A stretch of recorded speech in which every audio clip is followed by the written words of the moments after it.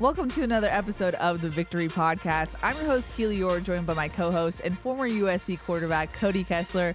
Cody, it is game week, week 0. Congrats, USC fans. You made it to college football season. The Trojans are back. They will be playing in the Coliseum on Saturday. Cody, I'm so excited for this episode. Yeah, it's a lot of fun. I'm excited. That it's crazy, too. We're like, 4 days away? That's what I'm it's saying. Wednesday right now, so the old saying was, too, we're the day before, and we're getting closer and closer. But, yeah, I can't wait to see this game Saturday. The Coliseum hopefully is going to be rocking. And it's weird, too, having a week 0 game. Like, right? I was looking at the schedule and who was playing this weekend, and it wasn't a whole lot. It was us. It's prime time. Notre Dame's playing. I think a couple other teams here and there, but we're going to be on prime time. Everyone in the country is going to be watching. But what better way to kick off the 2023 season? Exactly. It's funny because you mentioned the week 0. Fall camp didn't really feel as fall campy to me as it probably normally does. And maybe it's because they started in July, but it's a little surreal that we're kicking off. But hopefully it makes sense on Saturday. Yeah, no, absolutely. And we spoke about that. Because of the week 0 game, we had fall camp practices while summer school was still going. So it felt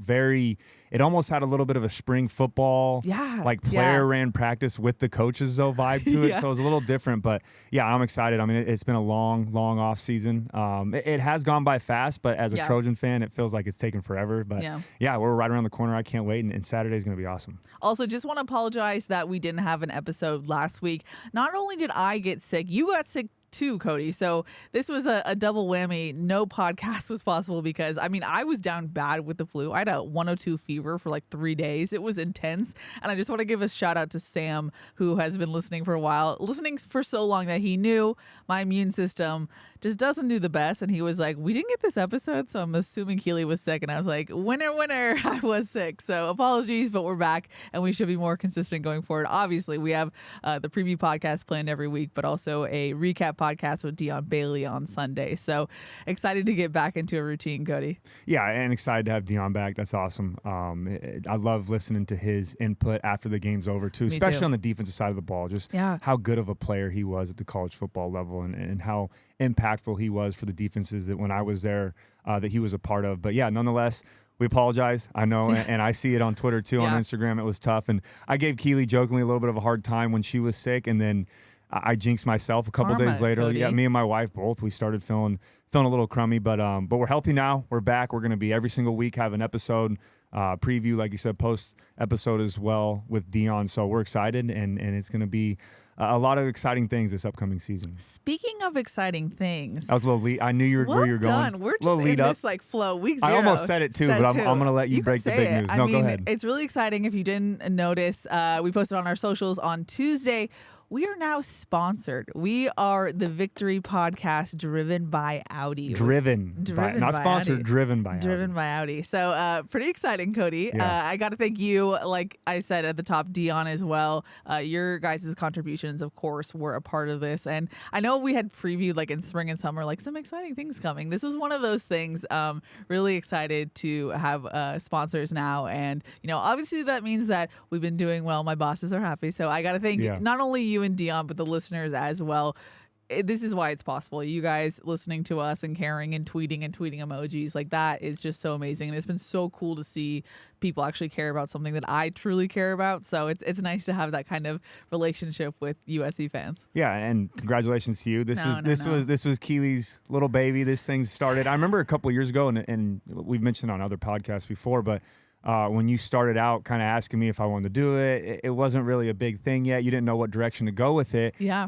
So again, your best decision was hiring me and Dion. So, no, my goodness. I'm just kidding. No, I don't deny that. No, I'm kidding. But in all seriousness, congratulations. It's awesome. But yeah, huge thank you to the fans, everybody listening. You're the reason that we now have a sponsor, that we get to do this, that we to keep, now we're on video, YouTube, doing all this stuff, and the show keeps growing. So thank you guys so much. But again, huge congratulations to Keely and everybody involved with the Victory Pod. Also, can I just say, I got so many texts, and I will set the record straight. I do not have an Audi. And I was not given an Audi. But I will say, in order to really understand a brand and get to know it, sometimes you just have to be with the brand, maybe drive that brand. So Audi. Are you manifesting right now? Audi, if you want to give me an Audi, I will totally take it. I won't say no. I will say too, though, I myself have a truck. I'm a truck guy. I've always been, always will be. But Bakersfield man. Yeah, but I did buy my wife an Audi, and driving from Irvine down to LA, it is extremely difficult to find parking in a big 4-door truck, so I do drive her Audi every time I come do the podcast. That. So you just practice what you preach. I manifested as well every time when I bought her the Audi a couple months ago and was driving it down here. But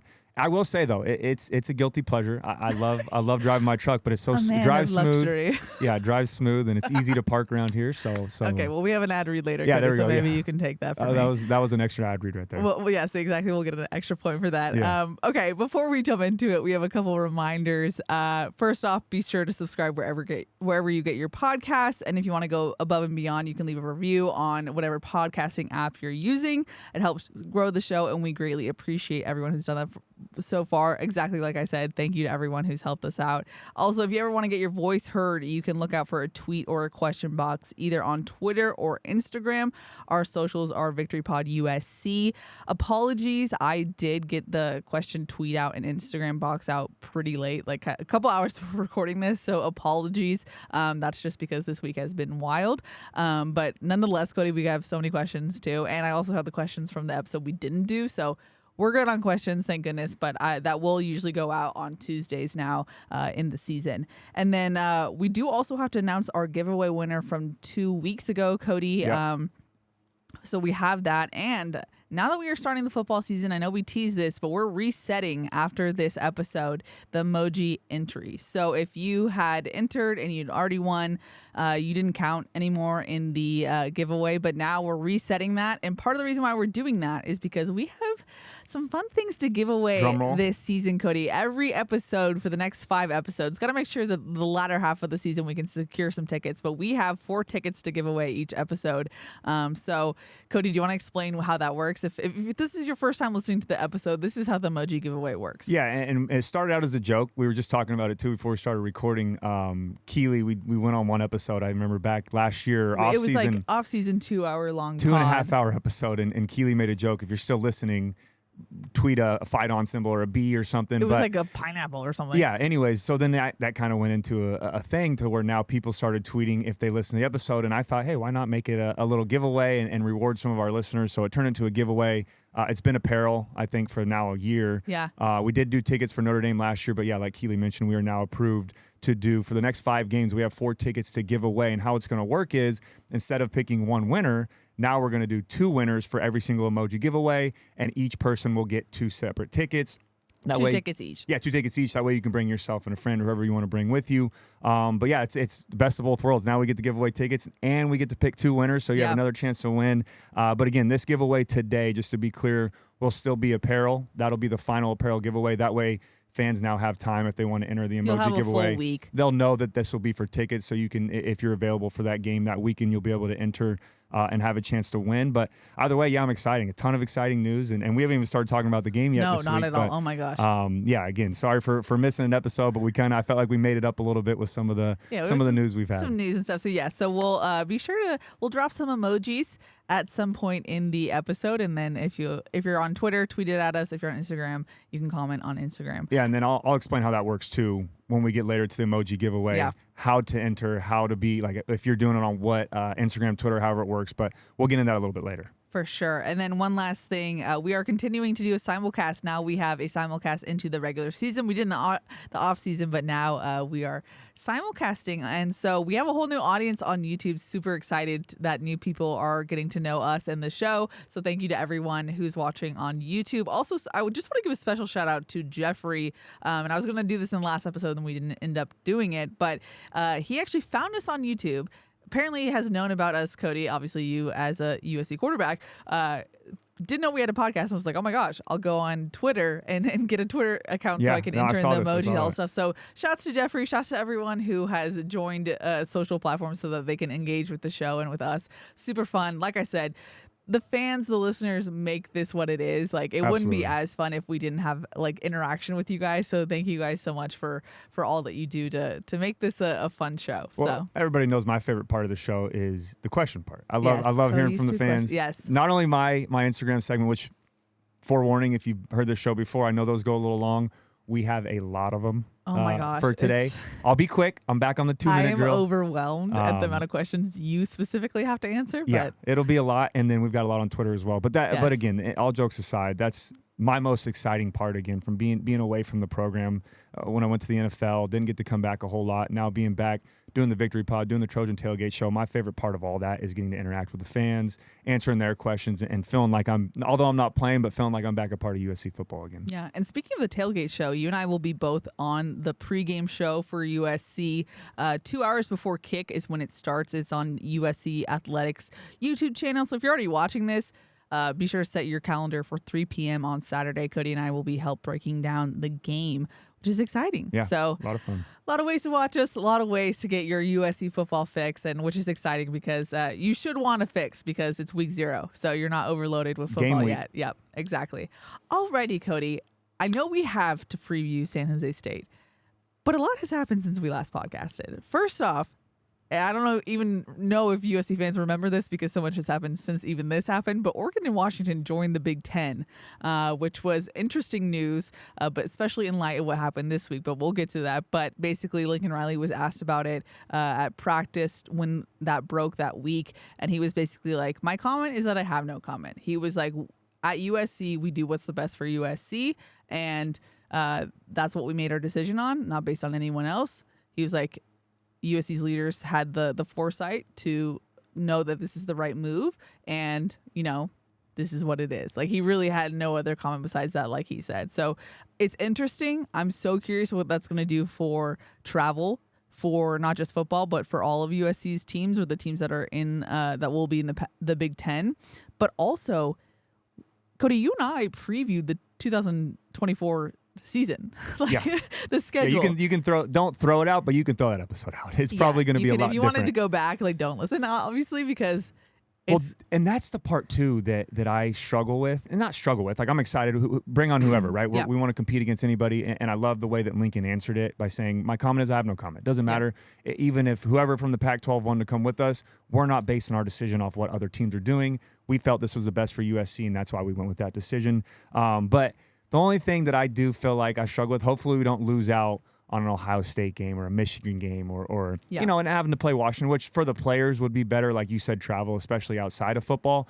But I some of those games on that roster, on that calendar, in the upcoming season got me very excited. So hopefully we don't have to lose any of those. But either way, again, like Lincoln said, it is what it is, and we don't care. Bring on whoever you want to bring on, and we're excited to make that transition and start competing in the Big Ten in a year from now. Mm-hmm. Now, what's crazy is, I mentioned Washington. USC announced that their 10th and newest athletic director is Jennifer Cohen, who was the AD at the University of Washington. Crazy news that broke on Monday. I found out about it as it was being announced to the public. It was a crazy day. I was fortunate enough to sit down with her and kind of get to know her a little bit through my sit-down interview. Really impressed with her so far. Obviously, you can say the right things and the actions have to follow, but all we can go off of right now is words, and she said all the right things. And what's interesting is she was part of that move to the Big Ten for Washington. And she, in my sit down, said, I was studying the Big Ten for a year. And I asked her, so how does that help you in that transition? And she was like, I already was preparing for a transition, and now you're doing it again. So Lincoln Riley, again, super happy about this move. And the reason I mentioned that is because he was like, we had so many administrators, former coach or fellow coaches recommend her and say like, hey, this is a name that you should probably watch out for. And granted, Riley has a say in this, but he's not making the final call. Obviously, that's Dr. Carol Folt doing that. But, he said to have people in this league, in this business that I respect, already kind of tab her to be the person, and then she becomes the person. He was like, that's the biggest safety blanket you can have. So of course she had a great reputation, but I was wondering your thoughts, Cody, about this new news on Monday. Yeah, I think what you just said was probably the biggest factor in this transition, was that she already understood at Washington that they were going to make that move to the Big Ten, doing it for a whole year now. It's going to be an easy process for her to come to USC and know, okay, now I don't have everything thrown at me. What's it going to be like transition from conference to conference? I already started doing that at Washington, so it's going to be an easy move for her to kind of pick up where she left off. Obviously, USC and Washington, different programs, so there's going to be some hurdles to go to get over, but overall, I have to, you have to think that's a big factor in her hiring. But outside of that, just her track record and what she's done at the University of Washington, she was a part of that. A team that went to the college football playoff in 2016, 17 Pac-12 titles, conference championships since she has taken over at Washington. So she knows how to win. She knows what it takes to win, not only in football, but in all sports. And also she was a part of that hiring process when they hired Coach DeBoer. So, and he's turned that program around, done a great job since he's been there. So very excited for her to take over. I know USC fans are excited as well when you look at social media and some of the comments on Twitter and Instagram. And I love the interview you guys did, and especially when Dr. Full introduced her and the way she spoke about USC and being from around here and what it meant to her to be a Trojan. So, like you said, all the words, everything she's saying is the right way, and I think her actions are going to follow up as well. Yeah, so really excited to see how that evolves. And I think a final note for me is like it's a great sign that she anticipated and recognized the importance of moving to the Big Ten because she understands how quickly college athletics is evolving. Because that was one of the things that I was a little worried about is like, if there is an old guard candidate, quote unquote, it's not your AD job of 10 years ago, 5 years ago. It's with NIL and how the conferences are changing. There's so many things evolving that you have to really understand, be on your P's and Q's. And she seems like someone who understands how quickly everything is evolving and how to keep afloat. And not only keep afloat, but be successful while things are in transition. So it was a good sign to me that, not only USC got Jen, but also that she was already on that precipice of going to the Big Ten at her former institution. Yeah, and another big thing too, and reading her bio, I did some digging as well and was reading back. She was big in fundraising, did a really good job knowing how to do that. And whether some fans like it or not, NIL is probably the most important thing in college football right now. So she knows how to fundraise. She knows how to get programs to buy in, the House of Victory as well, to get programs to buy into the student athletes, not just in football, but all around. So, a ton of her pedigree, her list goes on and on. So I'm very excited about that hire, and USC fans should be as well. Yeah, for sure. One last thing, since we last podcasted. First of all, I was supposed to co-host Salute to Troy. It was horrible. I was trying so hard to get when you were sick? Yeah. And then I was out. So I forgot they did Salute to Troy last week. Yeah, they did it on Friday. So I was out for that and killed me, but it's fine. Those were FOMO. Those were long days though, I will say. Well, that's true. For you it might have been a little more exciting as a player because you wake up, it's kind of the break of camp, right? The last in camp. So you go the whole day, meetings, weight room, do all that. Then you go have a full scrimmage where it's treating it like a game because you just did. Oh, that's not what they did. Oh, they didn't do mock game week or anything? They didn't do a full scrimmage before Salute. Okay, cool. So they just kind of did abbreviated practice and then went to it? Okay. Yeah, so it wasn't as long as what you did. Well, when I had Sark and Kiffin, we did a full – it was kind of our last mock game week scrimmage, all of that. Then you get done. And then you'd go do Salute to Troy for another 2.5, 3 hours. But that was always so much fun, though. Salute to Troy was awesome. All the fans coming out, getting to interact with them, talk to them. And it's kind of the first time you get to introduce your football team to USC fans in person. Which is a perfect segue because at Salute to Troy, they announced USC's 2023 captains. Caleb Williams, no surprise there.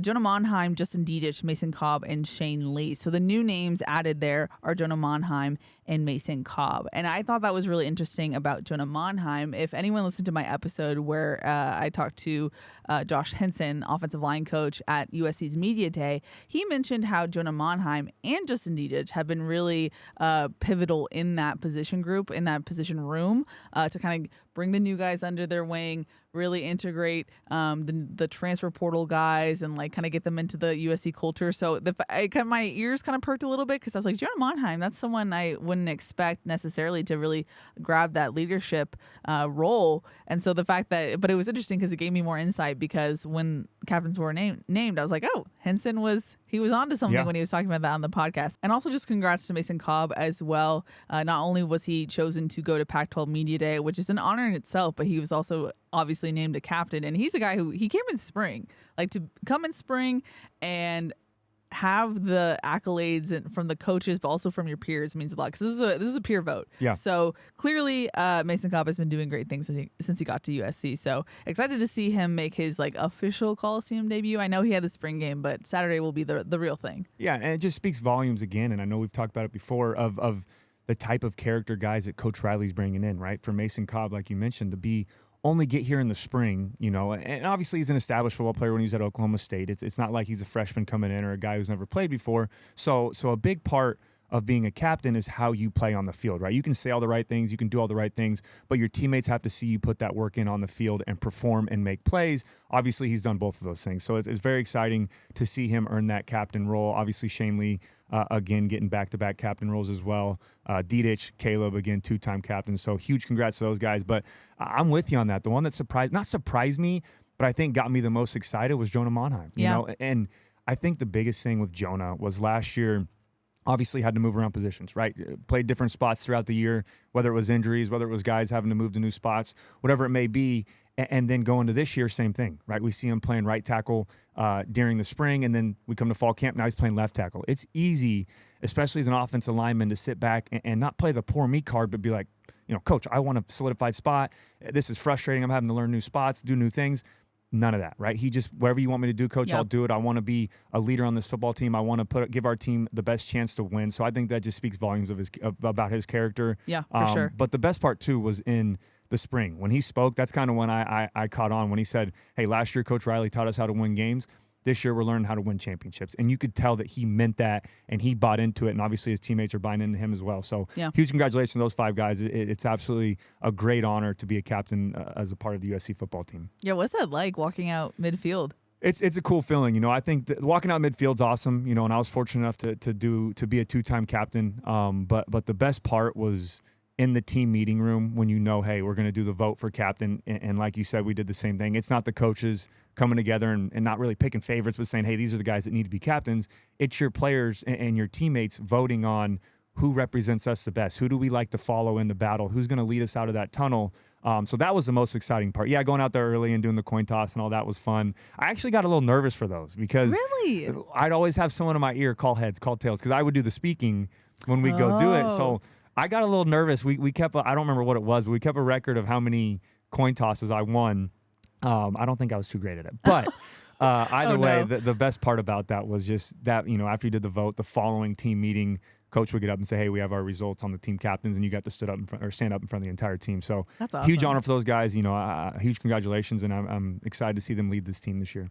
Awesome. Okay, before we jump into the meat and potatoes, Cody. Meat and potatoes. You made me self-conscious that I say that you all always the time. say that. You got me saying it, though, last episode. I feel like it's very fitting. The meat and, it's the hearty part of the pod, what you came for. Gotcha. There you go. That's the code. That's code for Cody saying, shut up, Keely, and keep going. No. Keep going. This is good content. Keep it going. No. Well, before we do, just got to give a special shout out to our sponsors. First up, Audi. Performance is more exhilarating on a real road. Introducing Audi's Q5. Visit your SoCal Audi dealers, proud sponsors of USC Trojans. I also want to give a thank you to Ralph's, who is partnering with us this season. At Ralph's, everyone wins when it comes to saving big, because when you order online through the Ralph's app, you get the same great prices, deals, and rewards on pickup or delivery that you do in store. So no matter how you shop, you always save big at Ralph's. Ralph's, fresh for everyone. Fight on. Wow. Were you impressed? That was pretty good. Thank you. That was a mouthful. That was good. That was a first read, too. Yeah, that was. I want to, no, not yet. Never mind. Maybe at the end of the show, I'll do one. Oh, you want to do one? No, it's not. Maybe not this show, but sometime in the future. Okay. We'll Actor see. Cody will get. That'll be more my reading skills than my acting skills, and I don't know if I want to do that live on camera. But fair. If we get there. Okay. Well, now it's the meat and potatoes, Cody. Yeah. And you can't fool me, because I remember from last season, you like to start with the coaches. So first up, Cody, the coaches for San Jose State, what should we know? Yeah, we somewhat of the same format, a little different. Really? But I'm a creature of habit, so I like to give the full breakdown. And again, these breakdowns are to give you a full understanding of what to expect on Saturday, what San Jose State does well, what they don't do well, maybe where we can expose them a little bit. But the best part, it won't be too in-depth, because the questions are my favorite part, because I don't want to answer all of them in here. But yeah, starting with the coaching staff, head coach Brent Brennan. He's been there going into his 7th year. Turned the team around in 2020. They went 7-1. The COVID year, they only played 8 games, obviously, but they played really well. 2021, they kind of fell off a little bit, had a little bit of a lackluster year. But 2022 last year, they went 7-4 in the regular season, 5-3 in conference play, and then they ended up losing their bowl game against Eastern Michigan. But 3 of their 4 losses last year in the regular season were within 8 points. So this is a very good football team. They have lost some key starters, but overall have a good foundation there, obviously with Brent Brennan. coming back for another season. His overall record at San Jose State is 27-42. He was at Oregon State actually before this, from 2011 to 2016 as the wide receiver coach, so he does have experience in the Pac-12. He knows what it takes to play and to win in the Pac-12. I was hesitant to put this fact in, but this may be a little personal for Coach Brennan. He was, and some of you fans may remember the name or may know who he is, but he was a receiver at UCLA from 1991 to 1995. It hurts me to even say their name on this podcast, but clearly it did. So it may be a little personal for him coming back to the Coliseum. He has blue and gold in his blood, so this game may be a little personal, but some rivalry in it. Yeah, a little rivalry from where he went to school, not where he's coaching, obviously, but did go to UCLA and was a wide receiver there. Their offensive coordinator, Kevin McGivern, this is his 6th season. He was at Oregon State as well with Coach Brennan. So kind of his whole coaching tree, brought a lot of guys over with him. He was their offense coordinator with Brennan, like I said, over at Oregon State. And then their defensive coordinator, same story, is Derek Odom. This is his 7th season as a defensive coordinator for San Jose State. He was the Oregon State DB coach in 2015 and 2016. And he was also a former Pac-12 player. I don't think they were in the Pac-12 at this time, but 1989, 1992, he played football at the University of Utah. So now a little bit of Pac-12 history with this coaching staff. Interesting, But yeah, diving into their offense now, speaking of that. Yeah, sorry, Cody, let's go into the offense. Yeah, do you want to lead? Okay, that's for coaching staff. Yes, okay. I normally... This is where you got to cut me off, though, because if from the previous listeners, when we start talking X's and O's, you're just going to roll with it, and I will be taking a little nap over here. Yeah, which is great because I'm exhausted this week. Okay, anyway, Cody, let's dive into San Jose State's offense. What do we need to know? Yeah, so I'm a numbers guy. I like reading the numbers. I know some of the fans are that listen as well. So total points last year, and this is obviously no games have been played this year. Normally I give you the previous year, what they've been doing, or the previous game and what they've been doing throughout the current season, but this is the first game. So going off of the 2022 stats, total points per game, they had 27 a game, ranked 72nd in all of college football. Total yards per game was 368, which is 84th in college football. Where they really excelled last year, though, was in their passing offense. Total passing yards per game was 272, which led the Mountain West, and also was 25th nationally in all of college football. So they're very efficient through the air. Where they struggled a little bit is their total rushing yards per game, which was only 95. But I'll explain that. There's a little asterisk next to that why it was only 95 a game, which that ranked 123rd in all of college football. So pretty low down. Third down conversion was 36%, and on fourth down conversion rate was 47%. Now, defensive coordinator Alex Grinch was talking about how their quarterback is mobile. Week 0 and a mobile quarterback, not the best for your defense, I would say, Cody? Yeah, you know what, though? It's a good test. I'm kind of excited that we get to challenge or get a good challenge right away. That's something that we struggled with last year a little bit, and that was playing against mobile quarterbacks. But that perfect leeway into their individual key players. I got a couple red dot guys, too.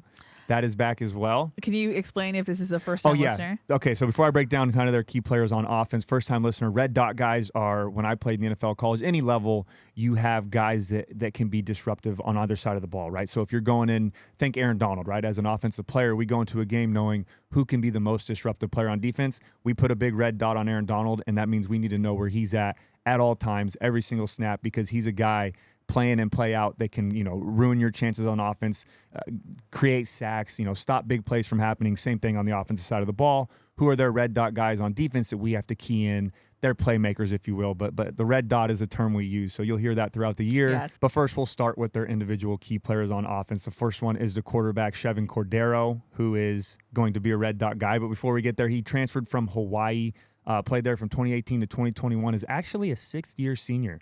COVID, man. COVID year. Some of these COVID year players, and I'll tell you what, too, having to do some scouting on these guys with how much the transfer portal has taken over, it's so hard to find where they're at before, how many schools they've been at, look at their past stats and all that. But not a bigger quarterback. He's only 6'1", 187 pounds, but he is very efficient. And like Keely mentioned, he can hurt you both through the air and on the ground. In 2022, he was 60% completion percentage, threw for over 3,200 yards, 23 touchdowns, and only 6 interceptions. And in the regular season, that was only 4 picks. 2 of those picks came from playing against Eastern Michigan in the bowl game, and then on the ground, 138 carries, 265 yards, and 9 touchdowns there as well. So Very efficient quarterback, can move around, can hurt you in more ways than one. Someone that definitely this defense is going to have to key on. The next guy to keep an eye on is our running back, Kyrie Robinson, another red dot guy. Last year he was their run game outside of Cordero. He had 157 carries, 752 yards on the ground, averaged 4.8 yards a carry, 10 touchdowns on the ground, also was involved a little bit in the pass game, had 26 receptions for 144 yards. Not a very big back, only 5'7", 189 pounds. Okay. He's a junior, but you wouldn't think that, right? When you watch him play, very elusive, very speedy, but he is not afraid to run you over. He will put his shoulder down, get low center of gravity, and take a hit head on. So he'll definitely be a guy to keep an eye out for. Outside of Robinson last year, there was really no one else in the run game that was effective, but this year they've added a transfer, Quali Conley. He transferred from Utah Tech. He's 5'10", 207 pounds. He's a junior at Utah Tech last year. These are his stats from his previous team. 186 carries, 1,095 yards rushing, averaged almost 6 yards a carry, and also put up 8 touchdowns on the ground as well. What conference is Utah Tech? Sorry. I'm not sure. I'm not sure. I was afraid you were going to put me on the spot there. You can look it up. I do apologize. I'm looking it up right now. You're good. I'll keep going with this list. You can look that up. The next one is wide receiver Justin Lockhart. They lost their leading wide receiver to the NFL last year. Okay. They also lost their second leading wide receiver to Washington State in the transfer portal. So a guy coming back that had a bit of an impact last year was wide receiver Justin Lockhart. Taller receiver, 6'3", 195 pounds. He's a junior, had 36 receptions, 578 yards, but only 1 touchdown through the air.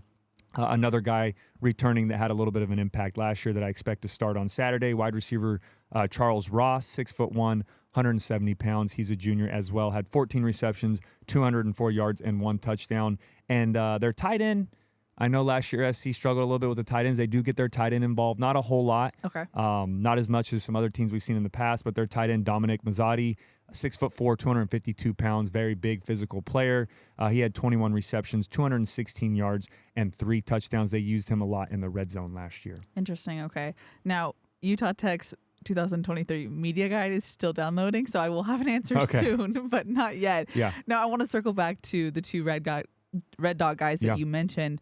What stands out about both of them? And I know we mentioned Cordero is a mobile quarterback. Yeah, and you're going to hear me say his name over and over. I'm about to do kind of a full overview of their offense. It's going to be Cordero, right? That's their offense. Chevin Cordero, very good player. Like I mentioned, the 6-year senior, very experienced player. Played at Hawaii before. He's the preseason Mountain West Conference Player of the Year, already predicted. But very good player, like I said. He can hurt you in so many ways, and he reminds me a little bit of Jaden DeLora from Arizona. Interesting. I don't want to, obviously Jaden DeLore's a very good quarterback. It's not disrespectful either way. I think he's a little bit lesser of a Jaden DeLora, but that's who his game reminds me of. He's not afraid to pull the trigger. He protects the football, but he's not afraid to put the ball up and let his guys go get it. Again, lost his 2 leading receivers from last year, so it'll be interesting to see how trigger happy he is this year, or if he's going to be a gunslinger like he was last year, or if he's going to rely a lot more with his feet. And then the other guy who's a red dot guy is Kyrie Robinson. They were pretty much outside of their receiving core. That was their offense last year. And you heard me mention earlier why they ranked so low in the run game, because after these 2 guys, again, Cordero had 138 carries, 265 yards, and 9 touchdowns on the ground. Robinson had 157 carries, 752 yards, and 10 rushing touchdowns on the ground. After that, the next leading rusher was 10 carries for 50 yards. That was it. So these 2 guys were their entire run game, their entire offense. Okay. Everything they do on offense goes through Cordero. But, yeah, those are the 2 guys that have a chance to hurt us on Saturday is Cordero and Robinson, and those are my 2 red dot guys. So, overall, it's been a whole offseason of talking about USC's defense and talking about the additions that they had through the transfer portal, some of the new guys that they brought just traditionally through high school. What to you, Cody, would be a sign that this defense has improved like they've been saying in the offseason? Yeah, I think the first thing is to stop the mobile quarterback, right? To be able, and we're going to see Bo Nix down the line. We're going to see Michael Penix Jr. We're going to see DeLora again. Mm-hmm. We're going to see Cam Rising again, guys that can hurt you both through the air and on the ground. And I hate saying a lesser opponent, but, facts are facts. It is San Jose State. Playing against them, I think this is a great test for our defense to see how well they've improved from last year. When we heard the coaching staff talk about on the defensive side of the ball, it wasn't necessarily getting to the quarterback, it was getting them down when we got there, right? Having a low center of gravity, break down, have great fundamentals, and keeping that quarterback from getting outside the pocket. And that's exactly what Cordero does. You know, they threw the ball over 30 times a game last year, but a lot of that was him running around. And I don't want to compare him to Caleb, but think Caleb a little bit, right? If something's not there, he's not going to just throw it away or take a sack or go down or move on to the next play. He's going to break out of the pocket. I saw against Eastern Michigan, first play, 40-yard pass down the right sideline. Second play, 3 or 4 guys in the backfield had him wrapped up. He made all of them miss, broke off, and ran for a 30-yard touchdown, right? So he's quick, too. Once he gets out of the side of the pocket, that's when he gets dangerous, right? He can move around. He runs like a running back, like we said about Cam Rising last year. He will absolutely – he's not going to pick up 10 and get out of bounds. He'll cut back off the sideline, try to make a guy miss. He'll lower his shoulder and try to pick up some extra yards. So I think that's going to be a great test for this defense to see how they handle a mobile quarterback, somewhere that hurt us really bad last year. Okay. Besides that, anything else that maybe a position group that you're looking for? Yeah, I mean, I think overall I would like to see, I guess kind of goes hand in hand too, is how well can we cover in the back end. This isn't going to be, now, knock on wood, I don't want to say Cordero's going to be running all over us. I would love to see our defensive line, our improved front seven get to him and get him down on the ground and you know, really close that pocket and kind of suffocate him in the pocket and not allow him to improvise and get outside and make some plays with his feet. But a big part of that is being able to cover not for just 3 seconds, right? You've got to be able to, when you have a mobile quarterback, you have to be able to cover for 4, 5, 6 seconds as he runs around, right? You can't just give up a big play after you think, okay, the guy ran his route, play's over. You've got to stick with these receivers. They do a great job in the scramble drill, which means if the play breaks down, they know how to take 3 steps up, come back, run across the field, create throwing lanes for Cordero as he's moving around. So it's going to be a big test, not only for our front seven, but our secondary as well, to be able to cover for a long period of time. And just overall with their offense, what they do such a great job of, and I got to watch 3 of their games from last season, and it's similar to Lincoln Riley's offense, right? They use a ton of motion, a ton of misdirection. You'll have 3-by-1 set, then you'll have a guy motion across, fake a motion, go back across. They'll motion to a 4-by-1 set sometimes too, have the wide receiver or the running back motion out wide, throw a quick screen. So they do a lot of not normal, I guess is the best way to say it, not normal looks, different type of looks. And I don't want to call them trick plays, but they try to confuse you and create mismatches on the defense by having these different formations, doing a ton of motion pre-snap. So a huge thing for us this week is getting Cordero to the ground, stopping Robinson in the run game, covering for a long period of time in the back end, and also communicating, right? This is going to be a little bit of new players, some new faces out there, obviously. First game of the season. Yeah, Mason Cobb is going to be a lot of communication is going to need to get done in pre-snap to be able to stop them once the ball goes. Now, I'm glad you mentioned Mason Cobb because that reminded me of something that defensive coordinator Alex Grinch mentioned this week. He was asked, will Tackett Curtis get some playing time on Saturday? And he said Tackett will have a major role in this defense. He says he's a guy who plays the game the right way. The praise coming from Alex Grinch for Tackett Curtis was he was effusive, if I may say so myself. And then Mason Cobb, he also had great words for. But do we see, I think we see a lot of, Tackett Curtis, the true freshman inside linebacker on Saturday. Is this something where maybe you want to play Tackett, but because they have so much misdirection or things that if you're not as experienced at this level, do you hold him back a little bit more than you will going forward? How do you anticipate them using him? Yeah, that's a great question. That's a great point. Is this is going to be, like I said, a lot of communication, a lot of misdirection. What you see before the snap's not going to be what you're seeing once the ball's snapped. But we had this question, and I think a couple pod episodes ago, is do you redshirt him? Do you give him playing time? Do you start him? All 3 were a possibility. I'm starting to lean, and again, we know nothing from the coaching staff. We just go off of what we hear in press conferences and what we've seen from practices throughout the offseason.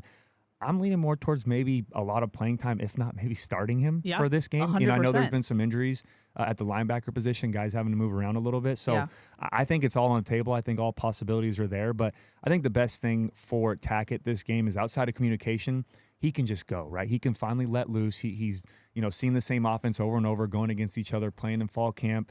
It's your 1s versus 1s, 2s versus 2s. You're hitting the same guys every single day.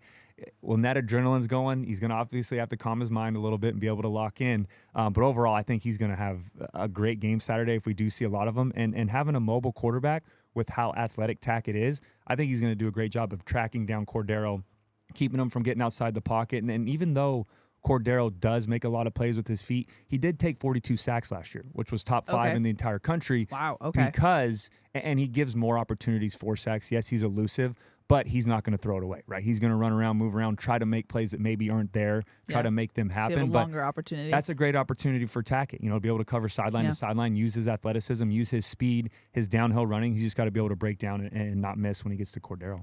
You kind of alluded to it, but Grinch said on Tuesday, he was like, he's going in a direction. We just the main thing is we got to make sure he's going in the right direction. But he was like, he'll get it obviously eventually. But it's so interesting because I was so curious how much of this is an indication of maybe Eric Gentry not being fully healthy. Obviously, Shane Lee hasn't been healthy all of camp.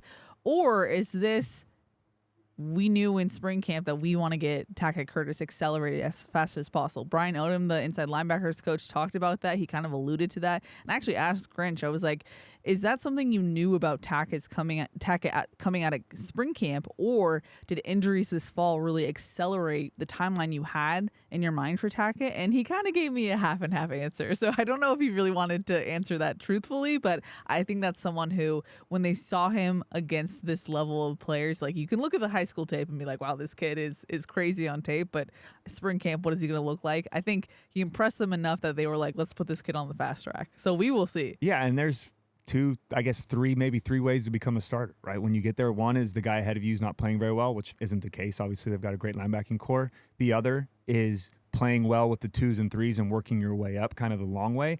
And the last one is if injuries are there, you get a chance with the 1s and you take advantage of that opportunity. So I think it's a little bit of those two for Tackett, playing well throughout the spring, playing well in fall camp, but then there were some injuries as well throughout fall camp that kind of forced him to go with the 1s, and it sounds like he's been absolutely productive, and he's turning heads not only from the coaching staff but from his players around him as well. Yeah, so really cool to see. It's exciting when there's like a fun physical linebacker that we haven't really seen against an opponent yet. Like that's something that if I had a red dot that I'm going to watch for type of thing, that's one of those for sure. Another guy for me too that I think needs to have a big game and I'm very excited to watch is Anthony Lucas. Oh, him yes, at that rush position, kind of getting in that 2-point stance, coming off the edge, pinning his ears back and getting out for Cordero. It's going to be ultra important for him and whoever is opposite of him, whether it's Corey or whoever's on the opposite side, Jamil Muhammad, another guy, to make sure they contain Cordero and not only just keep him in the pocket, but when they get to him, get him to the ground. Yeah, really, really. Overall, and I know we talked about this a lot this offseason, but the body types look so different on defense that I'm excited to see that in action. Really excited. So any other defensive thoughts you want to add before we head into the defensive preview? Yeah, no, I think just overall is just where I'm gonna be paying extra close attention to, and I think Trojan fans will as well, is how the secondary rotates, right? Who's gonna be out there? Exactly. Who's gonna be with the starting corner groups? Who's gonna be at the starting nickel position? We obviously know Kalen Bullock is gonna be the starting safety, but outside of that, who's gonna play alongside him and who's gonna play at the 2 corner spots? So a ton of great things to watch, and I know Lincoln will never say it, but using, and again, lesser opponent in San Jose State, using these first couple of games in the next week against Nevada to let some of these younger guys, these new faces, get some playing time, because you can play a certain level in fall camp, but when the lights turn on and you're on the field and it's go time and there's no, hey, let's do that rep again, let's practice that rep again, now you really learn about your team, how they're going to play in a game setting. So it'll be a lot of fun to watch. And that's something you kind of asked Lincoln this week on the not the tailgate show, Trojans Live. Thank you. My debut on the Trojans Live. Congrats, by the way, being on Trojans Live. Trojans Live is at 5:30 on YouTube on Mondays if you want to listen to Lincoln Riley and the guys talk. But you kind of asked him, for the 2 deep, is this still a tryout period going forward? What do you have to say to you? Yeah, and it's important because, and my question to him was, as you transition from fall camp into game week prep, that's 2 different things, right? When you're in fall camp, you're game planning against what your defense does, and vice versa. Our defense is game planning against Caleb Williams and our offense, right? So, but then when you transition from fall camp into game week prep, even the mock game week, you are really starting to put in what your opponent does well and how are we going to stop them. So and I asked Lincoln, do you use fall camp to have a solidified kind of in your mind who the starting units are on both sides of the football, or do you see how guys prepare throughout the game week, what guys maybe play well or play better against this style of offense, and then go from there and make your decision for Saturday? And he said, that's kind of a little bit of both, right? We know what guys are going to be out there. We know guys that had a great camp, but we're also using this week in prep as well to see, hey, who's going to play well against a mobile quarterback? Who's going to play well against a solid running back that knows how to make guys miss and can run you over? So I think it's very important not only to use, fall camp, game prep week, all of that, but also to use these first couple of games and let guys get out there and see what they can do, like I said, when the lights are bright and when it's actual game time and you're not getting to redo reps. All right, now for the other side of the ball, San Jose State's defense, what should we expect on Saturday? Yeah, just going through the numbers, again, from 2022, very good defense last year. Now, they did lose a lot of guys, which is going to hurt them, I think, in the long run. But overall, very, very good defense. They had a top 30 overall defense last year, only allowed 22 points a game, which was 30th in all of college football. Only gave up 339 yards per game, which was 33rd in all of college football. Total passing yards allowed, 217, which was in the top 50 of college football as well. And then total rushing yards allowed, which they are a really good run defense from a year ago, was 122 yards per game, where they ranked 29th. And then third down conversions allowed was 39%, and fourth down conversions allowed was 61%, which is a little bit on the higher end, which is going to work to our benefit because we know how much Coach Riley likes to go for it on fourth down. Mm-hmm. Now, what's interesting is there's actually going to be a familiar face on the opposite sideline for USC. Chase Williams transferred to San Jose State, so some familiarity for him. He'll be back in the Coliseum, and I'm of course, guys always have a chip on their shoulder when they return like that. Yeah, and he's one of the key players as we get into their defense of starters who, in my opinion, are going to be guys to look out for on San Jose State's defense. The first one is linebacker Brian Parfum. He's my red dot guy, and I'll explain why in a second. But last year, he's a returning tackle leader, had 74 tackles, 3 sacks, 2 forced fumbles, was kind of all over the field, a really good player for them. 5'11", 215-pound junior. Just a good player, high motor guy that can move around and make a lot of things happen on the defensive side of the ball. And then their secondary is my next 3 kind of key individual players, starting with their safety, Trey Jenkins, 60 tackles, 2 sacks, one fumble recovery, 2 interceptions, and 5 pass breakups from last year. So again, a guy that is all over the field. He's 5'11", 220, and he's a senior.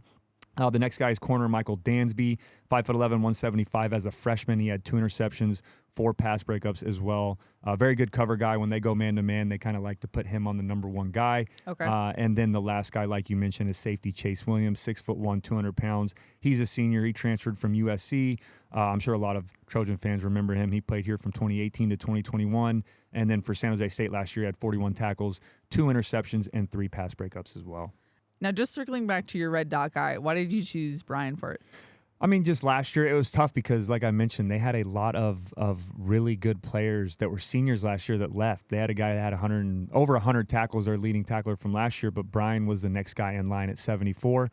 This is tough, too, because when you watch film from the defensive standpoint, like, you don't really know how a guy is a red dot guy unless he's just absolutely disruptive, was their leader. They had a guy last year that was the Mountain West Conference Player of the Year on defense, had 9 sacks. He's leaving now. Their next guy in line was their defensive lineman, had 7.5 sacks. He's gone as well. The next leading sack guy had 5 sacks. He's gone as well. So a lot of key players left. I just think the guy that's got the most reps from a year ago and was second in line in their tackle leader also had 3 sacks, 2 forced fumbles. So he is a playmaker, but that's a guy I think that's going to lead this defense. He's a leader on at that linebacking core at the front 7, and I think he's a guy to keep an eye on that can be disruptive on their defensive side of the ball. In that same vein, you had mentioned how run defense was important, was their calling card last season. With so many guys leaving, would you still say that's their calling card? I don't know. It's really? going to be tough. It's tough because when you watch film before a season starts, and this is me getting kind of into the coaching side of things, you have to watch film from last year, right? I mean, you can maybe watch their spring game a little bit. I couldn't find it on YouTube or televised anywhere like that. So I just went off of their games from a year ago, especially the bowl game, because that's when you let some of the younger guys play. But it's tough. I really don't know what to expect. And are they going to play us different being USC and a Coach Riley ran offense than they play other teams? Like I mentioned, on defense, they played a little bit of man against Eastern Michigan last year, and it hurt them in the long run. They had some deep balls go over their heads, and I'll explain that a little bit as we break down what they do defensively. But I don't know if we're going to see what I watched on film from last year, if they're going to play us the same or if they're going to have a completely different playbook, especially with a lot of new faces on defense. Which is, it's so crazy when you get into like the ins and out of coaching and like the minutia. Like, how do you start film study for this? Like, where do you begin? And so it's just crazy. Yeah, and most importantly would be hopefully you've played them before. So, and obviously if they wanted to go back and watch the game in 2021, Lincoln Riley wasn't the head coach. So they can't watch that last matchup we had against them. So, yeah, they'll probably watched a lot of film from our games last year, probably watch some of the defenses that we played that are similar to what they do, and try to see what worked well, what didn't work well, and then implicate that into their game plans. Now, anything else about the San Jose State's defense that you want to mention? Yeah, just overall breakdown of them. Very physical defense. Again, like we mentioned, did a great job against the run last year. Lost a lot of key players. They were 12th actually in the entire country, one behind USC in sacks. That's where they really excelled. Okay. Didn't cover great in the back end, but where they really excelled in the pass game was they had 39 sacks as a team last year. Again, they had a Mountain West Conference Player of the Year who just left, had 9 sacks as a team or as individually.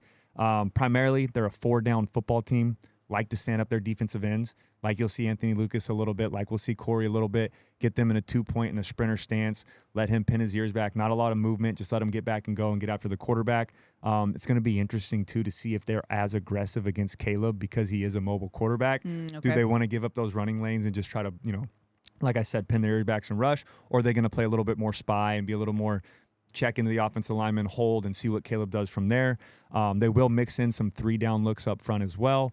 What I mean by that is they'll have a guy directly over the nose guard, 2 defensive ends, and then they'll have either a linebacker or sometimes they'll use a stand-up defensive end, and this is to confuse the offensive line and communication, have him move around a little bit, and then at the snap of the ball, he'll come downhill. They pride themselves, like I said, getting to the quarterback, being disruptive in the backfield.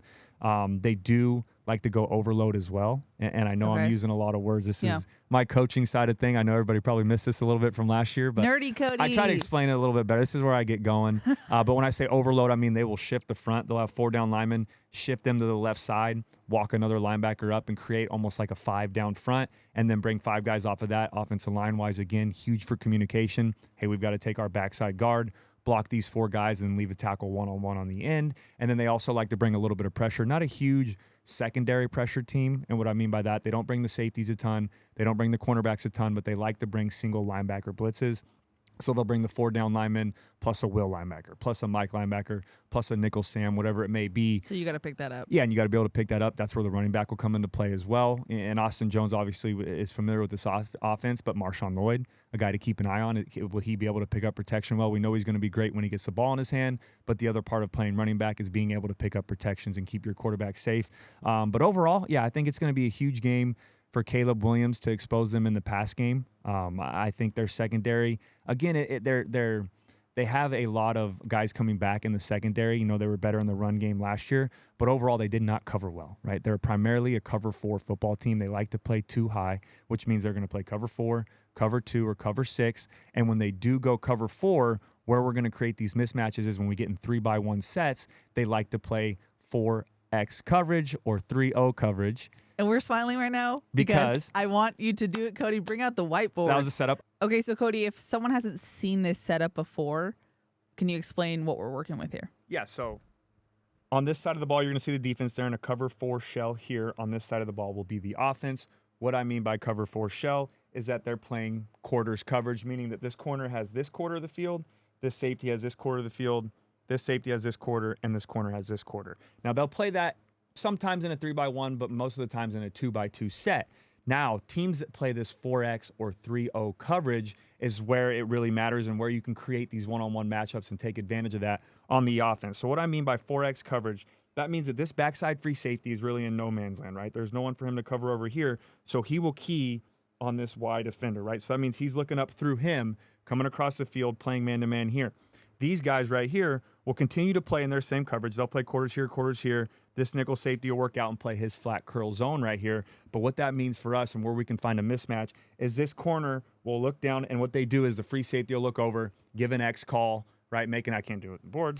Imagine me doing an X call or a lock call, meaning this corner will come down and know that he's man-to-man right here, right? So they're playing man-to-man here. Caleb, and I'm sure Coach Riley, obviously, they've seen this in film. Yeah. They'll know that they can take advantage of that and know that this guy's working away. We have a one-on-one with all of this field to work back here to create advantages on the offensive side of the ball.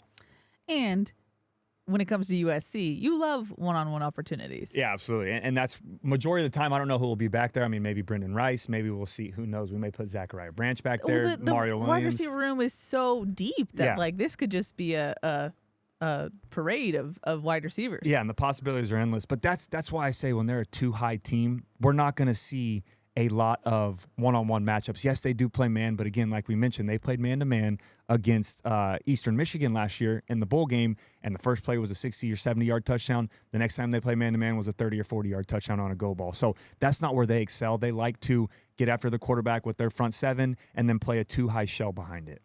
Alrighty, anything else that we should look for when it comes to San Jose State's defense? No, I can't wait to watch this offense play. I'm getting excited. If you can't tell, I'm sweating a little bit in here. We're down in the dungeon. Yeah, I feel like I'm back in the film room again talking ball, so I'm excited. We got a game in a couple days, and I think it's going to be fun. I can't wait to watch Caleb Williams. I know main goal is Heisman winner. Main goal is national championship, but hey, let's go back to back in the Heisman as well. So we'll see what happens, but it'll be a lot of fun to watch. Very exciting to have the debut of Whiteboard Cody, by the way. Yeah, we're going to be using that throughout the year. If there are some, for our obviously video listeners, if there are some confusing things that I'm trying to explain, instead of watching me do all the hand motions, we can have we can get a whiteboard and break it down a little bit. Visual aid. Alrighty, Cody, before we get into listener questions, we actually have a new segment this season. It's the USC Pharmacy Prescription to Win. We got to talk about the keys to the game for USC. And first up, if you listen to the top of the show, I feel like this one's obvious. It's contain quarterback Cordero in the pocket and not allow him to hurt you with his feet. Yeah, we've talked about it all episode, that he is their offense, right? Outside of their running back Robinson and a little bit from their receiving core, that is what makes their offense run, right? And it's not to say he's not going to sit back in the pocket and pick you apart with his arm, because he's not afraid to make throws down the field. He'll push the ball down the field, but he'll also be smart with his throws. Only 6 turnovers last year through the air. But where he really excels and takes his game to the next level is when the pocket breaks down, when the offensive line misses some assignments. It looks like he's wrapped up and bottled up in the backfield. He will make guys miss and take off and find someone open downfield, or he'll take off and run. And he's not a typical quarterback, right? He's not going to run 5-10 yards, step out of bounds, and not take a hit. He'll cut back off the sideline. He'll lower his shoulder, pick up some extra yards. And he's sneaky fast, too. He can take it the distance and hurt you in the long run as well. Now, the second key, start fast on offense. Now, who wants to start slow on offense? But definitely communicate well up front. And something you had mentioned earlier, Cody, is just how San Jose State's defense wants to confuse you. And that will be definitely interesting given that this is some new faces on USC's offensive line. Yeah, and it seems so simple, right? Start fast on offense, right? You don't want to start slow, but it's the first game of the year. We just got out of camp. We're transitioning into game prep week. Sometimes there's still some question marks, right? When you come out, it's tough. And we didn't see it last year. Obviously, when we started against Rice, it was explosive, but you don't want to have a 3-and-out. You don't want to have a missed assignment. You got to have all 11 guys doing the right thing as soon as that opening kickoff starts. And on offense, with how explosive we were last year, would love to see them pick up where we left off. But yeah, I think a big part of that, and those kind of work hand in hand, which is, in my opinion, the most important part of this game is with the new faces up front, right? We have Didich at center. Monheim's a staple, but we have other guys that have moved around throughout the spring and throughout the fall, is being able to get comfortable and build that continuity early and be able to make those O-line calls. And more specifically, San Jose State will show you a 4 down front. They'll show you a 3 down front. They'll move guys around behind the nose tackle. They'll bring 5 pressure. They'll go overloaded front up front as well with their defensive line. So you have to be communicating. And that doesn't just go with the offensive line. You can add in running back as well. We've got to keep Caleb Williams safe. We've got to allow him to be able to throw the football, move around, and make some plays with his feet. And the third and final key to the game, protect the football. No turnovers on offense. Yeah, that's a huge one. Obviously, USC ranked first last year in turnover margin. Did such a great job protecting the football. Caleb, and it's not even that Caleb wouldn't take shots downfield, but he was so accurate that he wouldn't give defenders a chance to make a play on the ball. So let's keep that up this year. Running backs high and tight. Let's not have no turnovers on the ground as well. But a big factor of that is because USC ranked first, San Jose State ranked 6th last year in overall and turnover margin. They were plus 11. They did not turn the football over. They only turned it over 9 times throughout the entire year, and 3 of those actually came in the bowl game. So they've done a great job protecting the football, and what I mean by that is let's not give them extra opportunities on offense, right? Let's be smart with the football, take the plays when they're there. If it's not there, Caleb can take off and run, pick up an extra couple yards with his feet, but overall, let's not give San Jose State's offense and Cordero an extra chance to hurt us. Alrighty, there you have it. The keys to the game. Maybe we'll have to have keep track of was this key actually noteworthy in the game when we return next Wednesday? Yeah, I mean, and that's the short list. There's probably 20 of them for the home opener for the first game of the year. But yeah, those are the 3 main points that if we can do those well, we have a great chance on Saturday to win this football game. Alrighty, well, before we jump into questions, just another thanks to our sponsors. Now, you've heard of the transfer portal, Cody. What if there's a portal to the future? Enter the fully electric Audi Q4 e-tron with an advanced touchscreen brain infotainment system. The future awaits. And our final new partner for this season, Symbiotica. Symbiotica has been changing the health and wellness industry by creating clean, science-backed supplements and products you can comfortably use in everyday life. They only source the highest quality plant-based ingredients so your body absorbs everything it needs and nothing it doesn't. Discover the best science-backed supplements to reach your health goals. Go to Symbiotica.com and use code FIGHTON for 15% off site-wide. Fight on. Well done. Thank you. Well done. It's hard reading ads, and I'm sorry that now we have ads. I'm self-conscious about it a little bit, but this is what happens when you guys support the podcast. More people want a part of it. So that's how it's I don't envy you for having to read. I changed my mind. You just asked for more. Yeah, no, I won't. I'll do them next episode. Alrighty, Cody, as promised, finally time to get into some questions. First one is from Jimmy, who said, which freshman are you most excited to see in live game action? I'm going to keep it simple. I'm going to go Zachariah Branch. And I know you've been very high on him. Easy answer. Yeah, easy answer. A lot of Trojan fans are as well. I don't know if he'll be out there with the starting unit. I wouldn't be surprised if he is, though. But I think he's going to be the most exciting to keep an eye on. And Deuce Robinson's probably a close second. Yeah, I'm going to say, honestly, freshman receivers, Deuce Robinson, Zachariah Branch, and Jacoby Lane. And that's going to be my sleeper pick, and I'm pointing to everyone so that they know. You have said that before. Yes, I would like credit when something happens for Jacoby Lane. So. The toughest part, though, about picking a freshman in the receiving core is there's so many good players. Guys returning, new freshmen coming in. It's how's everybody going to eat, right? How are you going to feed everybody when there's so many guys in there that can be big-time playmakers? SoCal Manny said, for the SC defense, do we get more 3-and-outs or turnovers on Saturday? I mean, I would love for us to pick up. I'll say this. I would love for us to pick up where we left off with turnovers, but I know a big factor last year was not giving up those big-time plays. I don't want to be bend, don't break anymore, right? I want to be no bend, no break, create turnovers all around. I want to see a great defense flying around. So I'm going to go with, and this is just me, my personal one, I'm going to go with more 3-and-outs this Saturday. Dan from Denver said, what are you looking for to see from USC's defense? I know we touched on this, Cody, but he said San Jose State has some talent on offense, but not to the level we will see later this year. What would you find encouraging for future success, and what would be alarming? Yeah, my two main things, and we mentioned it before, are containing Cordero, doing a great job keeping him in the pocket, getting to him, wrapping him up, not letting him extend plays with his feet, and also being able to cover for 5, 6, 7 seconds downfield when he does run around in the secondary. Fatima said, which player or players, not named Caleb Williams, so she put a little asterisk there. Okay. Do you predict will be players of the game? Well, I can't give this away. I just gave in my Trojan tailgate. Yeah, my Trojan tailgate pick of the week. So I will go somewhere else with that. I'm gonna go with let's go Taj Washington. I would like to. I think, and I've mentioned it before. I've been a big fan of Taj Washington, especially last year when we had Mario Williams out and Jordan Addison. He stepped up big time when those guys were gone, and he was our second leading receiver last year. I think guys tend to forget that because of the bigger name players that were around him and some of the hype the other guys got. I'm gonna go with Taj Washington. I think he's gonna have a great breakout game on Saturday. Tyler Miller. And I wonder if there's actually, no, Miller's not his last name. Scratch that.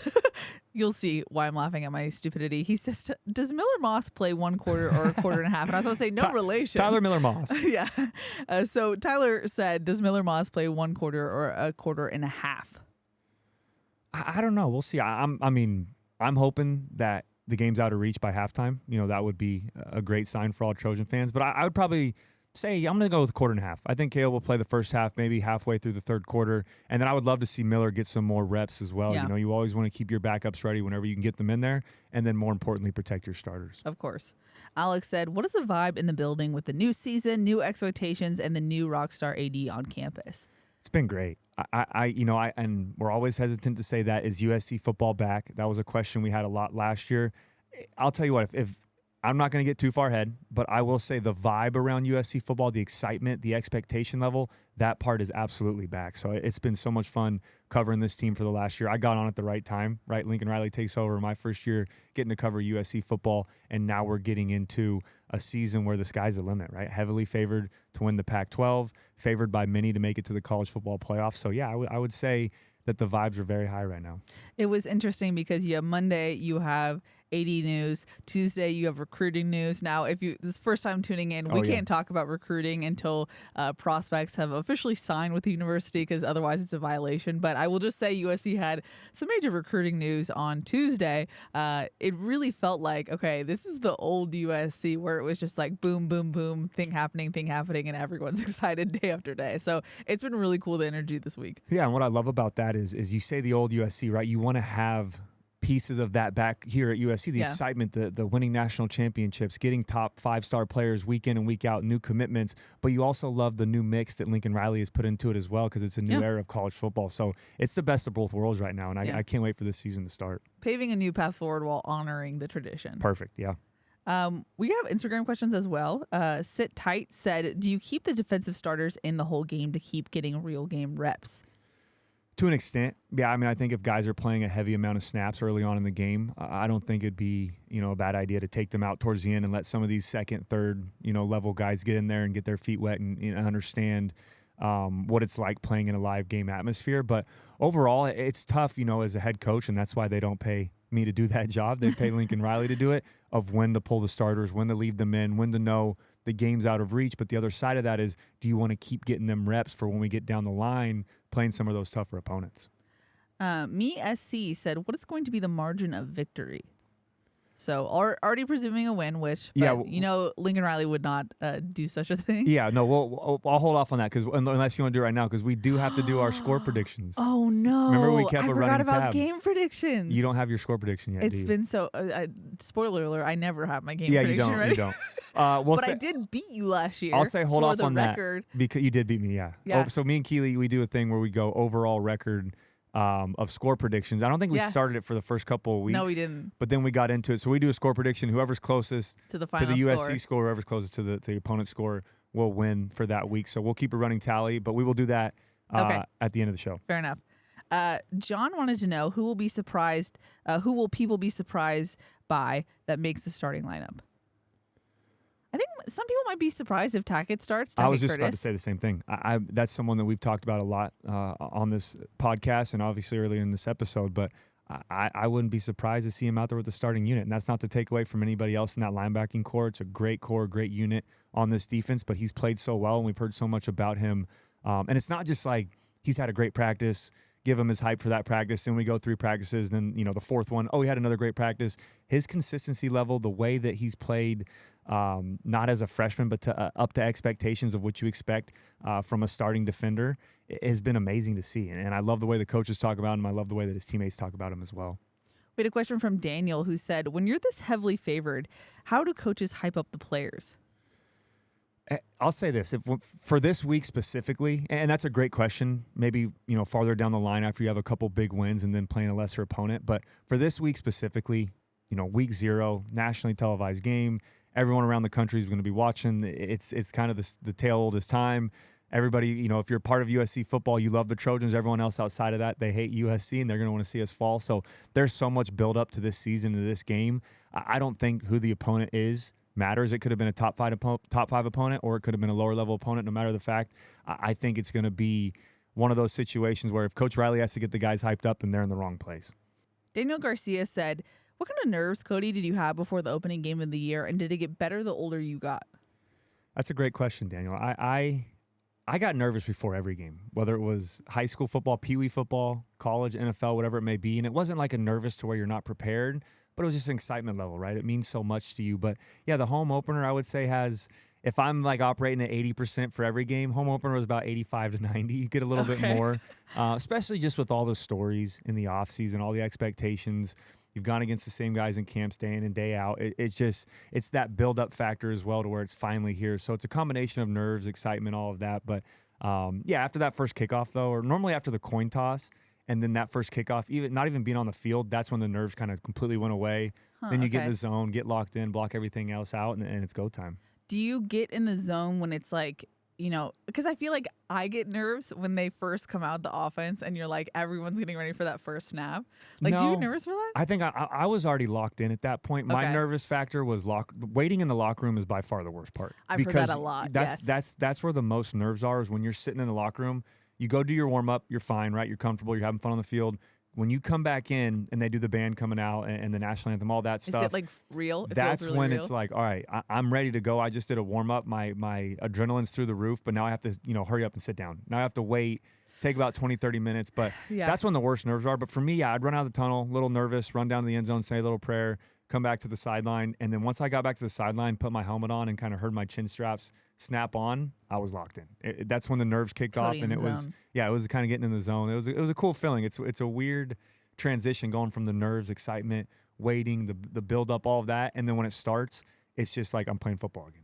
That's interesting you say that. Yeah, because I guess sometimes I get really nervous for interviews, and there's a point where I'm like, I don't have time to be nervous right now. I'm in. Exactly. Yeah, and it's with anything, right?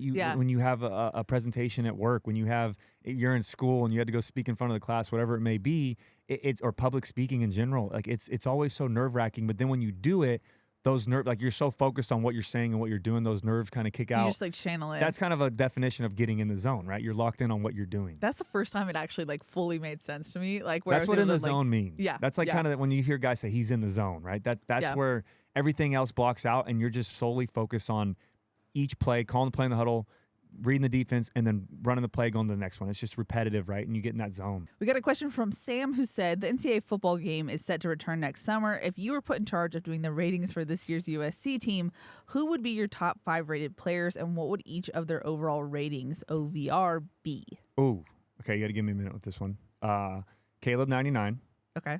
Kalen Bullock, 99. Okay. I would have to say. I'm going to go... I want to say Eric Gentry would be up there. I'd say he'd be probably mid-90s, 95, 96, around there.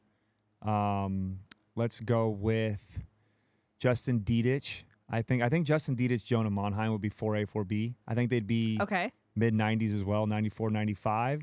And then I think the fifth one would have to be... That's tough. This is tough. I know people are gonna give me crap for this. It's a Sam question, so... Oh, it is a Sam. Is it a Sam question? Yes. Sam. All right. My last one. I'd love to hear your comments on this. This is me doing this shot in the dark too, by the way. So don't give me too much. Last one I would have to say is, and I'm going off of guys that played last year. Okay. We haven't seen some of these guys play on the field in USC jerseys yet. So if it's some of the newcomers, I apologize. But last one I'm gonna go with is. I'm going to go Mario Williams. I think Mario Williams, just because of his speed as well, you got to factor in that, his quickness, speed, the way he catches the football. I'm going to go Mario Williams at like a 92, 93. Cool. So those would be my 5. Again, if that list is bad, I apologize. You're kind of so picking at straws here for being quick. Yeah, you just nailed a Sam question first take. Yeah. Barely any thinking. I'm getting better, Sam. So proud of you. Bush55 said, how much influence do you think a new AD has on the success of a football program who is already doing well? There aren't glaring deficiencies, so what do you think is most added with the new hire? I think the biggest factor is going to be, and it already sounds like it's off to a great start, is how well she fits in with the program, right? Mm-hmm. And listening to her talk to you in her press conference and all that was awesome. She's obviously fully bought into the fight on, to the Trojan family, all of that. But I think the biggest factor with football and all sports is how well she works with the coaches, right? You obviously have a great hire in Lincoln Riley, so you're not out looking for a new head football coach, but you also just want to see how well Jen and Coach Riley work together, and I think it's going to be and especially with what Lincoln has said and how excited he's been on social media, I think the sky's the limit for what she can do here at USC. I think also, too, like, the role of an AD is to be that public kind of like defender. Yeah. Or I don't want to say parent, but it's basically someone who will anticipate the needs that the program's going to have and the potential needs or best moves that the program needs to make overall. So, for example, making the move to go to the Big Ten. Or what's interesting is she's set to sit on the CFP committee. Oh, wow. Starting this past March. And she was asked that question in the presser, and she she didn't really give an answer. So I did see some comments about that, too. I'm curious if she's going to continue to do that. I don't know if it changes or you have to, like, reapply, quote unquote, when you change your institution. So I don't know if that's going to work. But, again, that's a way that she can advocate for the football team if you're sitting on the committee, So things like that where she can be an advocate and make sure that USC is at the forefront for NIL and other things like that and how college football evolves. Bush55 also had a fun question. He said, what's your favorite post-game meal after leaving the Coliseum? Oh.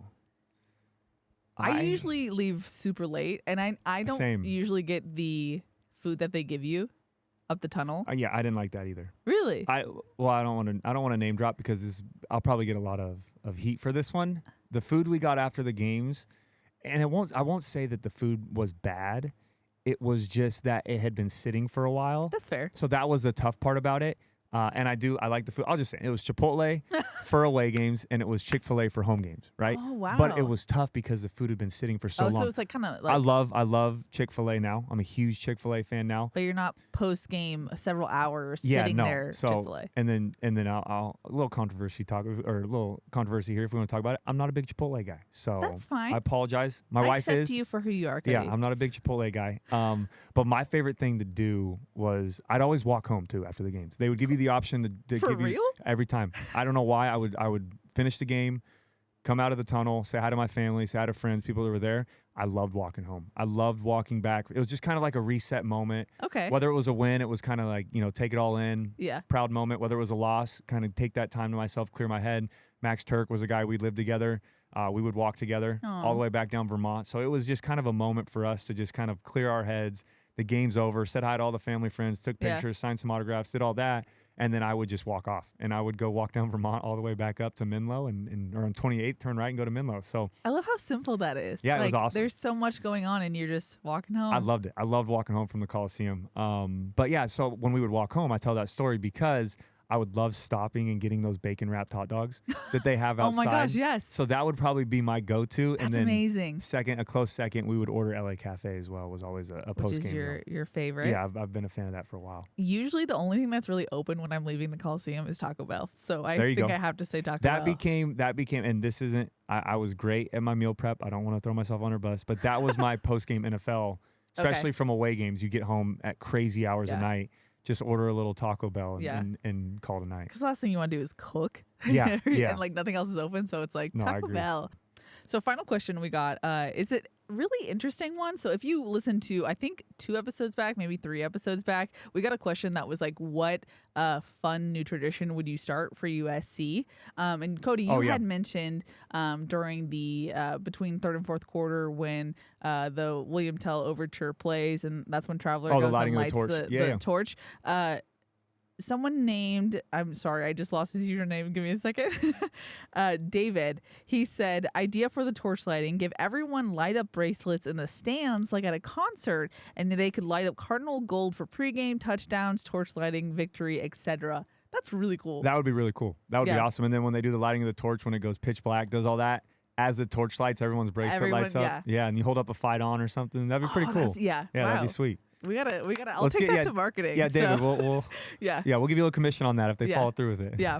Alrighty, Cody. That is it for questions. Like I said at the top of the show, I put the question tweet out and Instagram box out late. Apologies. So we'll have probably much more questions, especially because we'll see the team.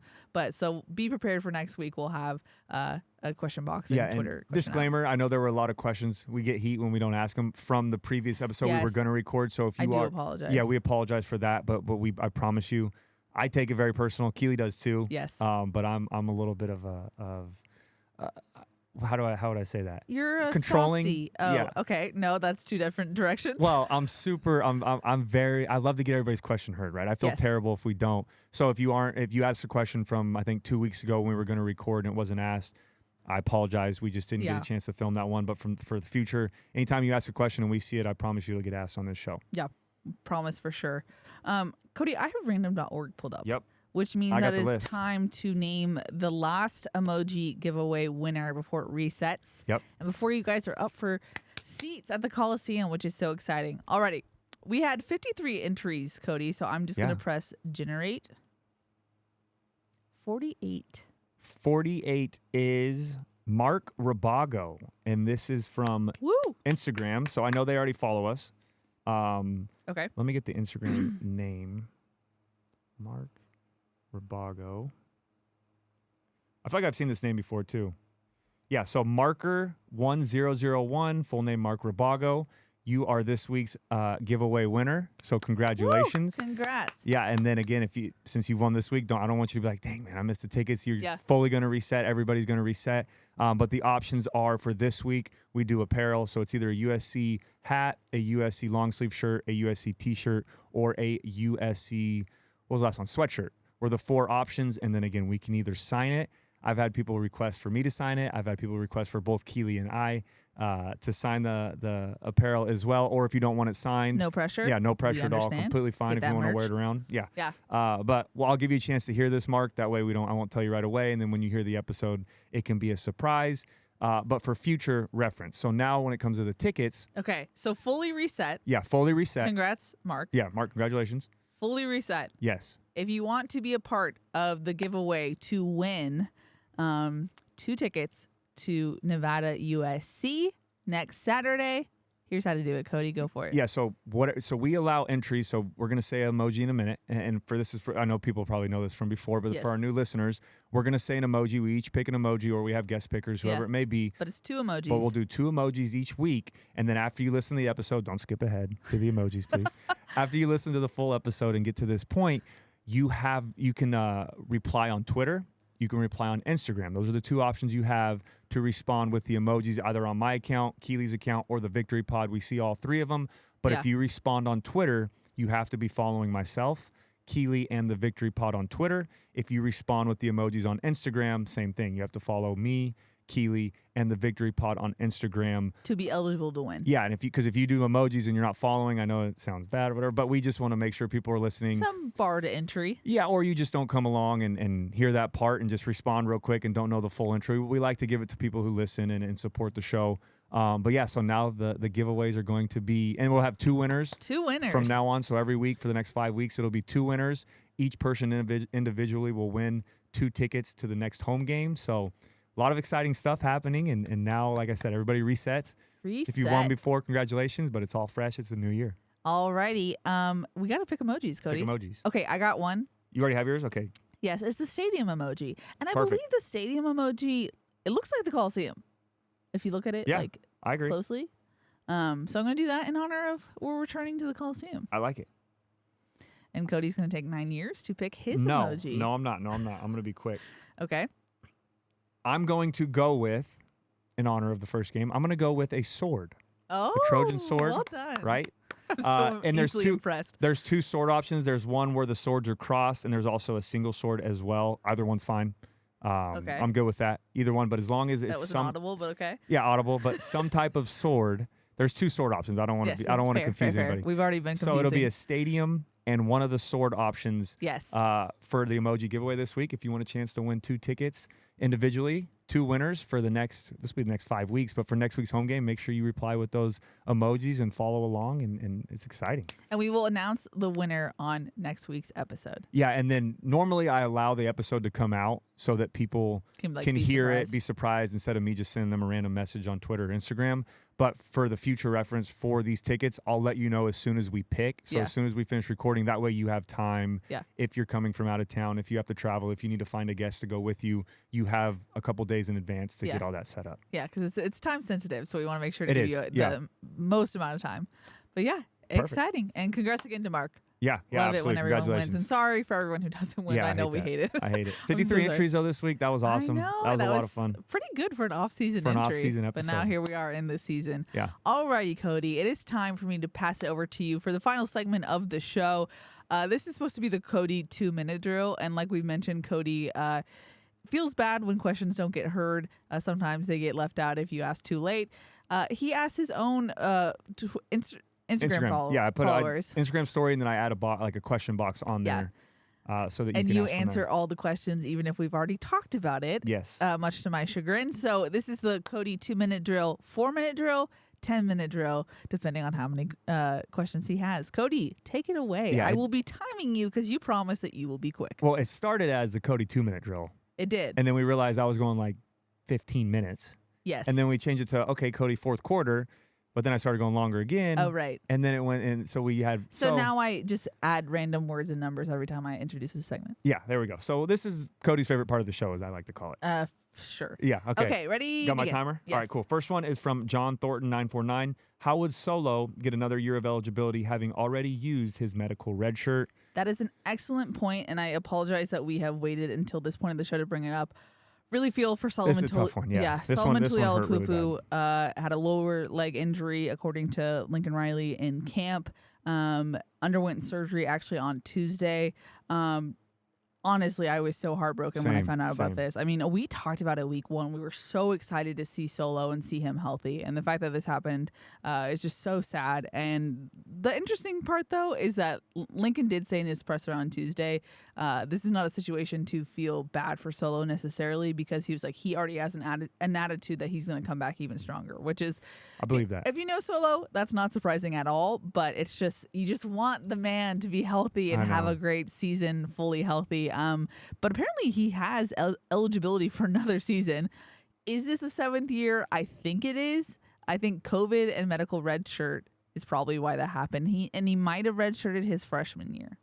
Yeah, nonetheless, he's coming back. So yes, I'm excited. He does have another year, and yes. Coach Riley confirmed that. But overall, just my thoughts out to Solo. That's just, I know. And the toughest part is because how well he played. It seemed like he was finally getting his chance to be an impact player, to be a key piece on this defense, which I have no doubt he still will be a year from now. But it's just a tough one. So that one, it gets me a little emotional, man. That was a tough one. So I really feel for him. But knowing his attitude and the type of Trojan he is and how he always fights on, he's going to attack this recovery full go, do everything he needs to do. I know he'll stay mentally locked in. He'll be there with his guys throughout the season, and just really hope he can get fully healthy for next year and have a great impact. The next one is from Brian SCBTS. Where can we get a Caleb Williams jersey? A lot of places. You probably order online. I know you have the bookstore online. Mm-hmm. You can order from other websites. Also, if you ever come to campus, there's a bookstore on campus. You can come down here too as well. And they've got not only Caleb Williams, but a bunch of the players' jerseys in there as well. The next one is from Spectra Ninla. Score predictions. Oh my gosh, we haven't done that yet. Okay. That's coming up. Stay tuned. As soon as this segment's over, we give our score predictions. The next one is from Weirski72. Oh, okay. You never responded to any of my questions last year. I'm going to pass. Take care. Hope you're okay. Goodness. For some reason, I feel that name sounds like we have, but okay. I'll say this, though. If that's true, I am deeply sorry, but knowing myself, if you've asked me an Instagram question and it was on the box and it happened before we recorded, because sometimes I put them out and we'll record and it'll still stay up for another hour or two and people ask questions. But I take that personal. I feel like I answer every question. You really do. Even when Keely's like, hey, let's hurry this up. I get every question in. The only thing I will say, though, sometimes if you don't respond on the Instagram box, like on the story, and you send me a message, it'll go to like hidden requests. Yeah. And I've seen that before, and I don't think to check those sometimes, but it'll go to like private messages somehow or from people that don't follow. So if that happened, I apologize. But if you ask in the future, I promise you I'll answer them. The next one is from Trojan Mom 06. Do you think we will be sold out for the season opener? See you Saturday. I mean, I don't know if it'll be sold out, but I hope it's. I hope it's packed. Yeah, I hope it's up there. It should be. I mean, I'd love to see above 70, 80,000 would be awesome. But again, I understand week 0 game, early start, or not early start. I guess it's 5 p.m. start. It's 5 p.m. Yeah, 5 p.m. start. Tough. People got work and all that, but hopefully you'll see it packed. I don't know if it'll be sold out, but hopefully a great showing for the home opener. Next one's from Alyssa Bubbles. I'll show up to one of the games sometime soon, so keep an eye out. Okay, Alyssa. Next one's from Alyssa. Stopped asking questions. She just has comments now. And Alyssa was your mom's former student. Yeah. For a little background there. Long time listener. She's been listening since we've been doing this. True. Next one is from Sherryberry51. What do you miss most about being a collegiate athlete? Love you. That's my aunt. So Aww, for the cute. love you. I just think the camaraderie with the guys, being in the locker room, school is always tough, all that stuff, having to juggle time management, all of that. But the best part and what made it worth it was obviously playing on Saturdays in the Coliseum, but being a part of a team and knowing that everybody's going through the same thing when you're in fall camp, when you're going to classes, when you're practicing in the spring, was probably my thing that I missed the most. The next one is from Josh Harden 1. Not sure if y'all can talk about sports betting, but do the Trojans cover -30.5? Score prediction. We'll leave that for the score prediction. I'll answer that in a couple minutes. Okay. Short answer, yes. That's a little sneak peek into my score prediction. I think so. Okay. Next one's from That Daddy Manny. Bold picks. Who leads rushing, receiving, most TDs, sacks, interceptions? Rushing leader. I think it's a toss-up right now between Marshawn Lloyd and Austin Jones. I'm not sure. Most receiving yards, I'm going to go with Taj Washington, who was my pick for player of the game. Brendan. Okay, Brendan Rice. That's a good one.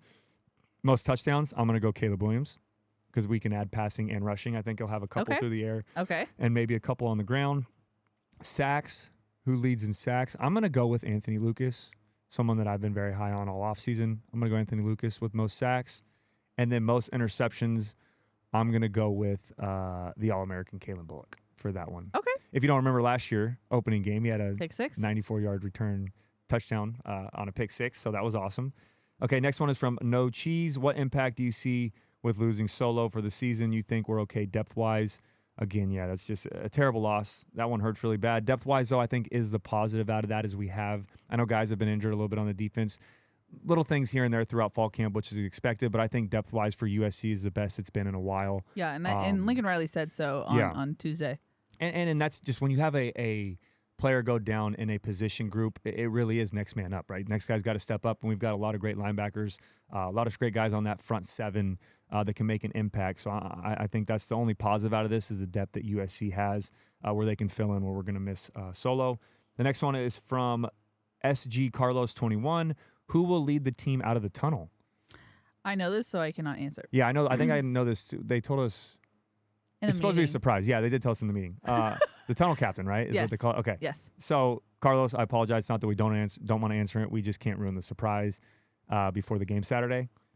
The next one, again, Carlos, follow-up injury updates, predictions, who scores, first Trojan touchdown.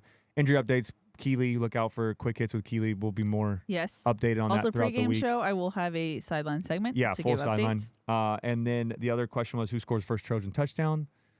I'm going to go with... On Trojans Live, I said Caleb, right? Yeah, I said, yeah, you did say Caleb. Okay. I said Brennan Rice. I'm going to stick with that. I'm going to go Brennan Rice scores first touchdown. Jake Haney, 17. Has a depth chart been released yet? No. No. Okay, no I don't on think that. so. Pyro Lou, what are your thoughts on Reggie getting his Heisman back? Give the man his Heisman back. I've always been there. Yeah. I've always believed that. Would love to see that. Love Reggie Bush, one of the all-time great Trojans. So I'm all for that. The next one is from R. Romero 0924.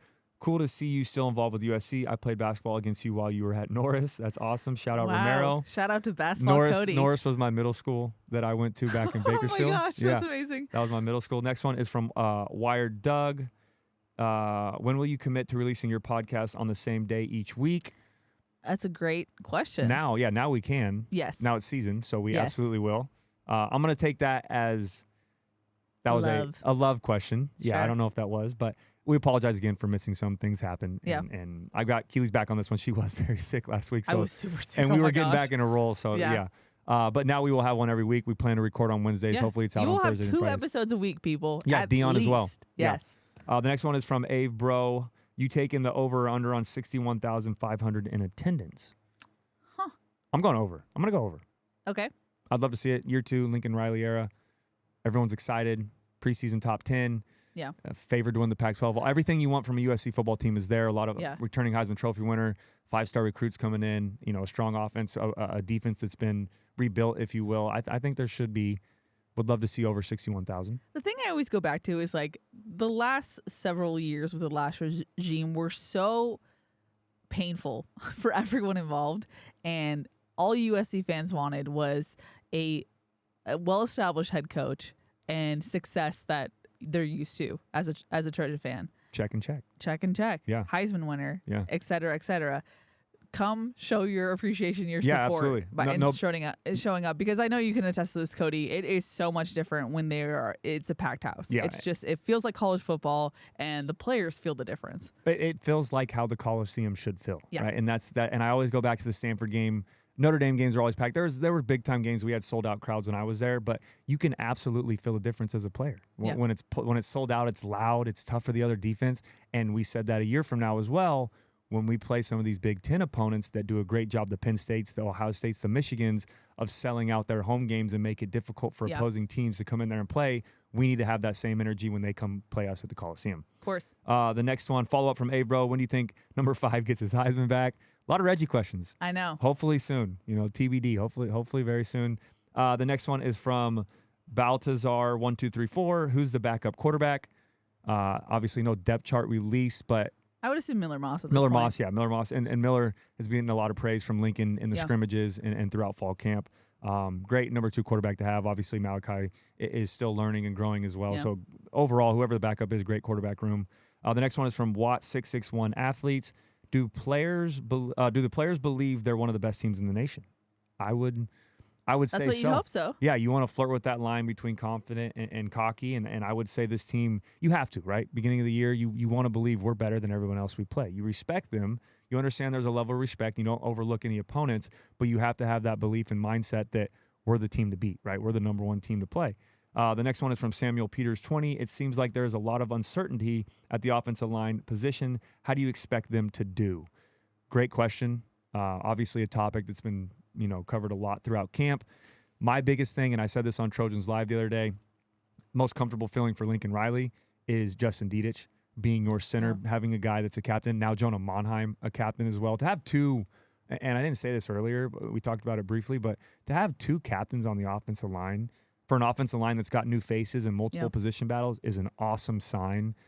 Just showing how close-knit and tight that room is, which is awesome from the outside looking in. Again, we're not in the meeting rooms, but it sounds like that room is doing great. Now, who's going to play? I don't know. I think it's going to be kind of like last year with Cortland Ford, Bobby Haskins, maybe some guys rotating at tackle, maybe some guys rotating at guard, and then whoever the hot hand is or whoever the five that really work together will be figured out after the first couple of games. But it's a good problem to have, right? You have multiple guys outside of the first five that could be starters. So we'll see. That's a spot, a lot of people will definitely have an eye on Saturday. And the last one is from Trojan Dad 516. He said, if SC is up big in some games, does Caleb sit the fourth quarter? Absolutely. I think he will. I mean, it depends on how big that is. But overall, I would think if we're up and it's a comfortable lead, again, this is why Lincoln makes that decision. Yeah. But you got to think, yes, we want to win a national championship, but wouldn't mind a back-to-back Heisman as well. So if he's in there for a couple plays, but you got to find a fine line between, hey, the game's out of reach, it's over, let's take him out. But let's also go out there, perform well, and look good for Heisman voters around the country. I am anxious. Also, 12 minutes for your 2-minute drill. That's pretty good. That was a lot. I did jump in. I will say that. So that was a lot, though. That was more. I'm proud of you. That was the most I've gotten in a while. Very proud of you for sure. Let me check. Okay, oh my gosh! I checked my hidden request real quick. Okay, a few. Just from the question previous, but I am done. Time 12 minutes. Proud of you. 2 minutes plus 10. We're good. I lied. I know I previewed your segment with that's the last segment, but you reminded me this is the last segment. It's score prediction time, Cody. How is this one going to go? Yeah, I'm gonna go 52 to 10 SC. Okay. Yeah. So that answers the minus 30.5 question as well. Yes. So my answer to that is yes. But I'm going to go 52-10. I think that's going to be the final score. Okay, if anyone doesn't remember, I always forget football scores. Yeah. And you're like, anything's a football score. So by sevens, then you can add a 3 for field goals. But math is hard when I've been talking for 3 hours, Cody. Yeah, I know. 55.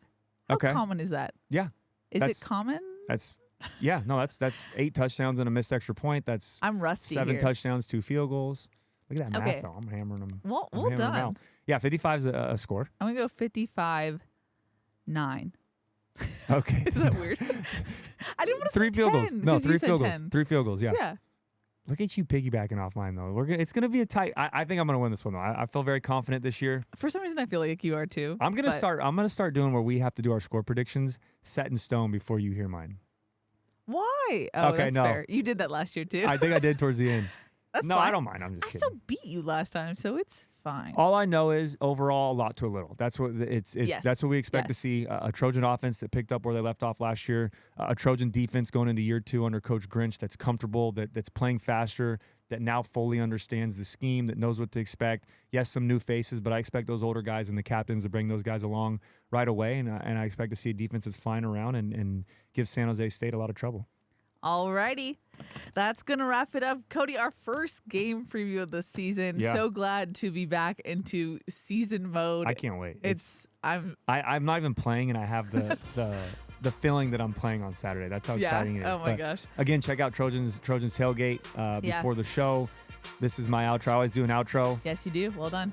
Love being back around USC football. I don't know if I can keep using that, though, because I've been back for a year now. But either way, this is home for me. Yeah. This is our podcast. We can say everyone.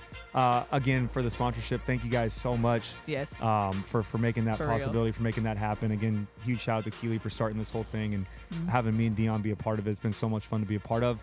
Can't wait for the season. It's going to be awesome. Hopefully, we got some new listeners. Hopefully, you guys stick with us throughout the year, and hopefully by the end of the season, we've got. We both did this at the same time. Hopefully, by the end of the season, the postseason, all that above and beyond is everything we want this Trojan year to be. So love you guys. Fight on, and I am out. Alrighty, that's gonna wrap it up. We will be back with another podcast on Sunday. If you want to start getting your questions in immediately at the game, tweet at USC VictoryPod USC. We will make sure we log those questions. Exciting times, Cody. Excited for another season. That's gonna wrap us up. I'm fumbling my words, which means it's time to end this podcast. Alrighty, that's gonna wrap it up. That's Cody. I'm Keely. We'll see y'all next week.